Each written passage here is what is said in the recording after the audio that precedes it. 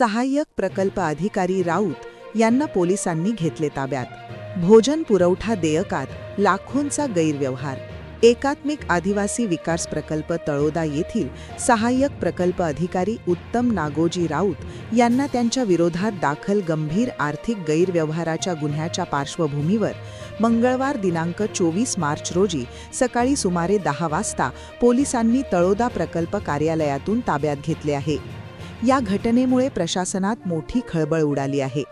या प्रकरणाचा उगम संभाजीनगर येथे आदिवासी एकात्मिक विकास प्रकल्पांतर्गत चालवल्या जाणाऱ्या शासकीय वसतिगृहांतील भोजन पुरवठा देयकांमध्ये झालेल्या गैरव्यवहारातून झाला आहे।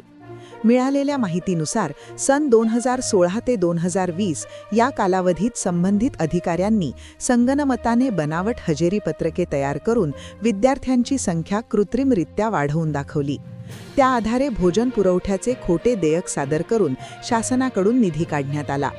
या प्रकारातून सुमारे 20 ते 25 लाख रुपयांची शासनाची फसवणूक झाल्याचे प्राथमिक चौकशीत निष्पन्न झाले आहे। या संदर्भात उच्च न्यायालयाच्या आदेशानुसार चौकशी प्रक्रिया राबवण्यात आली होती। त्यामध्ये अर्जदार व संबंधित अधिकाऱ्यांचे जबाब नोंदविणे तसेच शासकीय कागदपत्रांची पडताळणी करण्यात आली। चौकशीत अनियमितता स्पष्ट झाल्यानंतर संबंधित अधिकाऱ्यांविरोधात गुन्हा दाखल करण्यासाठी आदिवासी विकास आयुक्तालय नाशिक येथील सक्षम अधिकाऱ्यांना वारंवार पत्रव्यवहार करण्यात आला।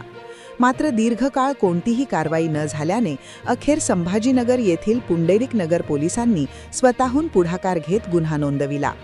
या प्रकरणात दिलीप नारायण खोकले, तत्कालीन सहाय्यक प्रकल्प अधिकारी, उत्तम नागोजी राऊत, तत्कालीन गृहप्रमुख, सध्या कार्यरत तळोदा प्रकल्प कार्यालय, सुरेंद्र अंबादास कावरे, श्याम बबनराव देशमुख, बळीराम भिवाजी गडमे यांच्यासह इतरांवर भारतीय दंड संहितेच्या कलम 420, 490, 467, 468, 471, 120 ब आणि 34 अन्वये गुन्हा दाखल करण्यात आला आहे।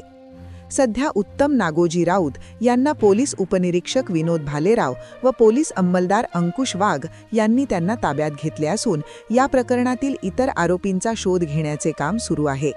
तसेच यवतमाळ येथे शासकीय मुलांच्या वसतिगृहा येथे देखील गैरव्यवहार केल्याचे समजते।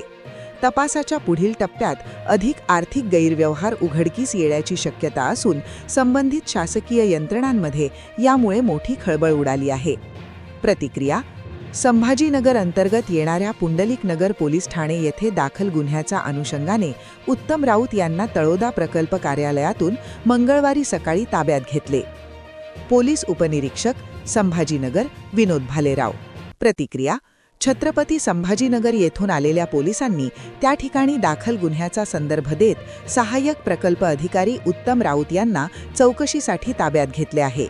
पुढील तपास त्यांच्या माध्यमातून केला जात आहे। अनय नावंदर, प्रकल्प अधिकारी, तळोदा।